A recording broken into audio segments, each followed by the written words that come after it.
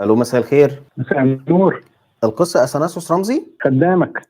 اشكرك يا فندم. مع حضرتك يا فندم برنامج كريزو على اليوتيوب، احنا على الهوا، وكان عندي سؤال، كنت جايب رقم حضرتك من موقع الدليل القبطي، ان حضرتك من المتكلمين.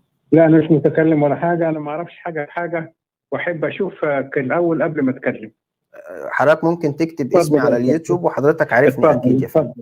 اتفضل اكرز انا ما بالكلمة يا اعرفش فندم. اكتب ولا اعمل حاجه. اكرز اتفضل. بالكلمة يا فندم، اكرز يا فندم، الناس سامعاك يا فندم. سلام يا استاذ، الناس سلام يا سامعاك يا استاذ. فندم. انت قلت خدامك في الاول، ما يعني جاوب من فضلك. ادي يا جماعه الكهنه، يعني مجرد سؤال بسيط اللي هو انا لسه ما سالتش، هو عارف انت مسلم وبتسال اسئله من اللي ملهاش رد. تمام تيك. يعني في الاول انا خدامك، طب بعد كده لا والله انا مش هجاوب.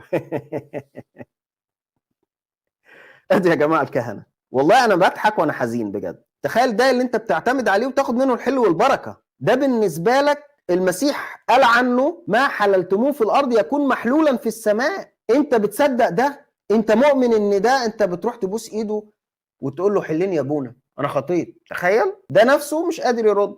الكتاب المقدس بيقول لستم انتم المتكلمين بل روح ابيكم. روح ابيكم هربت بحسب النص يعني. ربنا يهدينا ويهديهم. انا ما اعرفش اي حاجه. بص، انا جم حطوني هنا وقالوا له خد اعترافات وارشم وعمد وبس، غير كده انا ما اعرفش، مش عارف. صدقني مش هضحك عليك. بالله عليكم ازاي بتثقوا في الناس دي؟